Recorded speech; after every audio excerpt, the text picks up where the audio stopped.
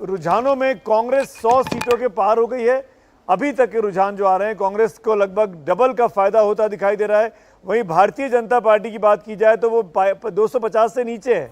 BJP जिसके पास 303 सीटें थी पिछली बार की लोकसभा में, इस बार 250 के नीचे। अभी तक सुबह के 10:11 पर रुझानों में कांग्रेस 100 के ऊपर आ रही है और रुझानों में बीजेपी 10:11 पर 250 के नीचे आ रही है। इस वक्त की ये बड़ी खबर है, इलेक्शन ब्रेकिंग जो इस वक्त आप देख पा रहे हैं। संदीप जी कुछ बोलना चाह रहे हैं? ये जो 20 सीटों का फर्क है 272 तक आने के लिए बीजेपी का, आप इसका डायरेक्ट कनेक्शन उत्तर प्रदेश के लीड्स पे आप देख सकते हैं।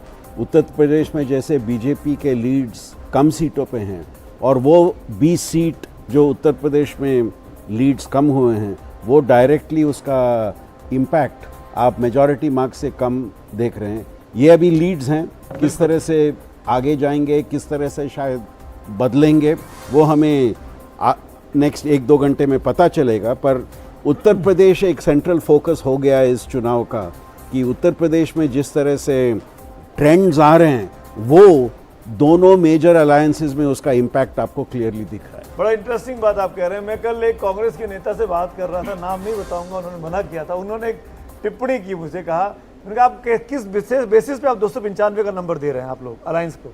तो उन्होंने कहा कि साउथ पूरा साफ कर देंगे और नॉर्थ में हाफ ले लेंगे। साफ और हाफ की थ्योरी कांग्रेस के नेता ने मुझे नहीं पता क्या सच होगा, पर जो 100 की सीटें रुझानों में दिख रही है। हिलाल साहब आप कुछ कहना चाह रहे हैं? नहीं, ये जो अभी नीरजा जी कह रही थी कि जैसे ही कांग्रेस मजबूत होगी अगली पार्लियामेंट में, तो उसमें एक सेगमेंट होता है प्रोफेशनल पॉलिटिशियंस का, जो कि किसी भी जगह जहां पर जीत होती है वहां चले जाते हैं। तो ऐसा बहुत होगा आगे आने वाले समय में कि जो प्रोफेशनल पॉलिटिशियंस बीजेपी में या एनडीए में आ गए थे, वो हो सकता है मूव आउट करके वापस अपनी अपनी पार्टियों में जाएं।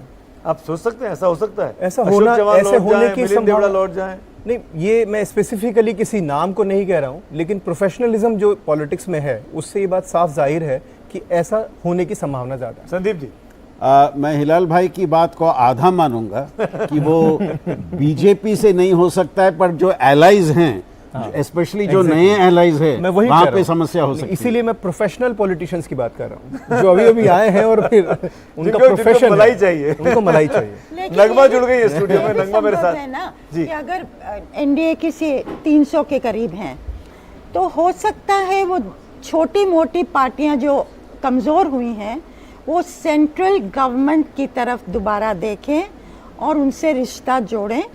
ये भी हो सकता है कि 300 का फिगर और ऊपर चला जाए, एनडीए प्लस। तो कई चीजें हो सकती हैं, इसके बहुत इम्प्लिकेशंस होंगे। एनडीए में जोड़ देंगे तो 332 हो जाती हैं।